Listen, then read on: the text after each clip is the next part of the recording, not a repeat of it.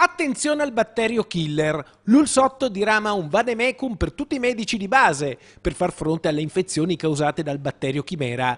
Nel vademecum viene ricordato ai professionisti che le manifestazioni cliniche sono diverse. In base a quanto risulta oggi, l'infezione viene acquisita durante l'intervento cardiochirurgico con l'utilizzo della circolazione extracorporea.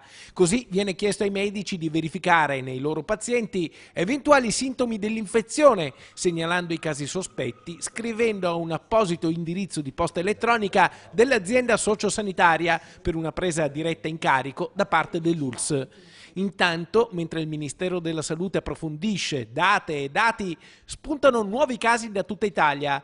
A ogni modo, la possibilità di contrarre l'infezione è statisticamente molto ridotta. La Regione sta ultimando il monitoraggio che finora avrebbe accertato in Veneto 18 infettati e 6 decessi, di cui 4 presunti a Vicenza.